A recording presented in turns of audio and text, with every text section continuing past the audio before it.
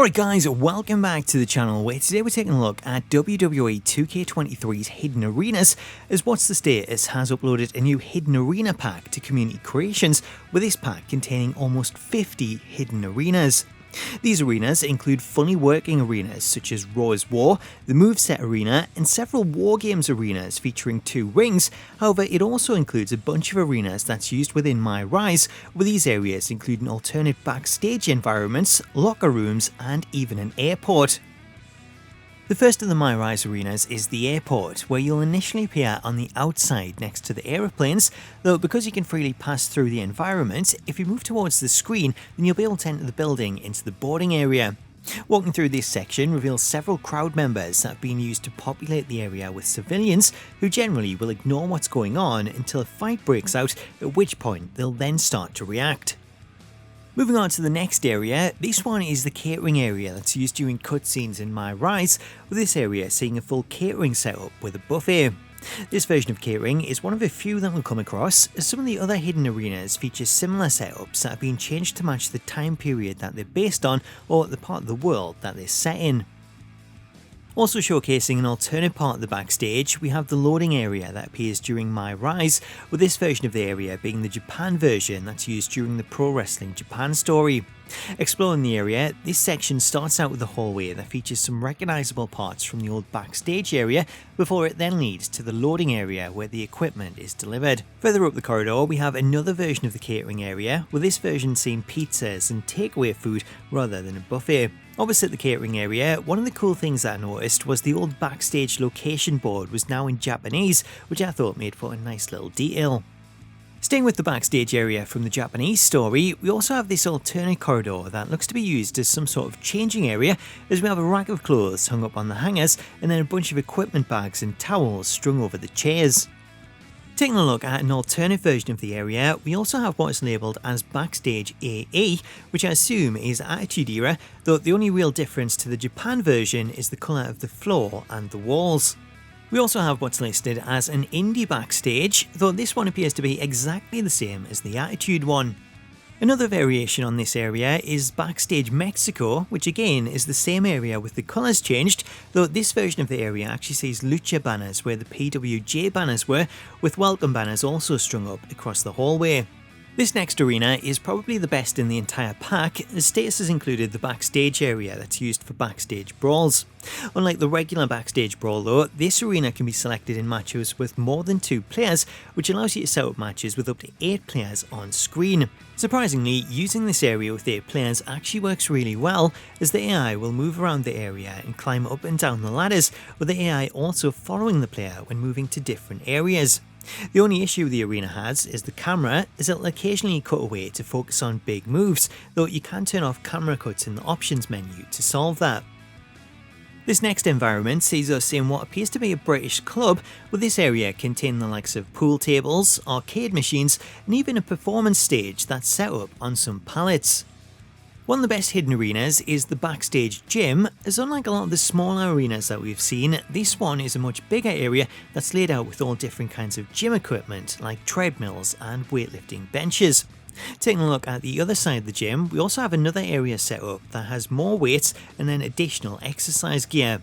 Included at the back of the arena, we also have a manager's office, where inside you'll find an open box of bootioers as well as a little office setup with laptops and screens.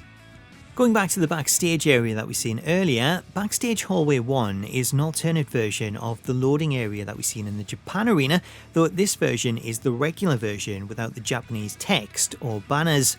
The layout of this area is exactly the same as the Japan version, with the catering area also appearing the same. However, one other area that you can only see when using the highlight reel is the gorilla position, as right of the corridor where you start, you can enter the production area that leads to the stage.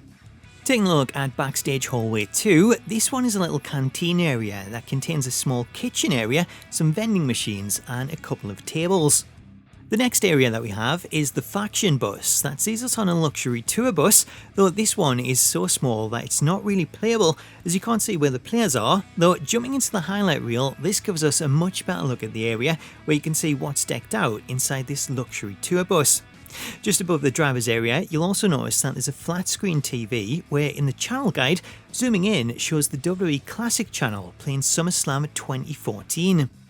The next hidden area is the interview room that's used during My Rise, though when you load it up, it doesn't make too much sense. However, once you switch to the highlight reel and you look at it from the right, then you'll notice that this is the same background used during the interview scenes with The Lock. Also from My Rise, we have Justine's living room, which is another one of the really small areas that's hard to make out without going into the highlight reel, though viewing it with the free cam does show it off much better, and you'll even come across a bunch of Easter eggs featuring props from past games. Next up, we have another fully playable arena, as the arena pack also includes the Moveset Arena that's used in Create a Moveset, with this arena featuring a custom WWE logo on the apron and a blacked out Raw stage from 2K20. Switching to Black Room 1, this is exactly what it says, as it's an empty arena that's completely dark, though I would suggest avoiding this one as I found it to crash whenever you tried to lock up. Moving to Black Room 2, this version of the arena has its own ring and is fully playable, and it kind of reminds me of the Firefly Funhouse match between Bray Wyatt and John Cena, as that match had parts that took place in a ring that was entirely black in its surroundings, so if you want to create something like that, then this arena is probably a good choice. Next up, we have the Hidden Conference Room, which appeared last year in 2K22. Of the hidden arenas, this one is probably the smallest, as I was told that it was only ever used for lighting tests, though the room itself is pretty interesting, as the whiteboard includes what appears to be real 2K developer notes for a new Create a Tower mode, as well as a recipe for baking a cake. Also from 2K22, we have the Performance Center locker room, which is an area that I don't think was ever featured in the game, as it was also a hidden arena last year. While this one is pretty small, it does have quite a few little Easter eggs, as the lockers include the initials for some of the game's developers, some of which also include photos. Next up, we have the producer office that's used for the general manager.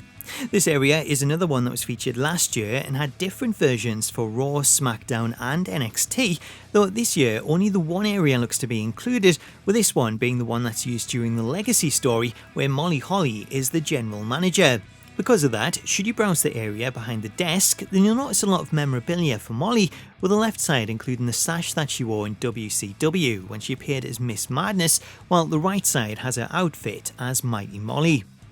Also from My Rise, we have the Ruthless Digressions studio, though this one is another one that's hard to see without going into the highlight reel, though once you do, you can see that there's a full studio setup for Ruthless Digressions, which also includes a prop of the Women's Championship.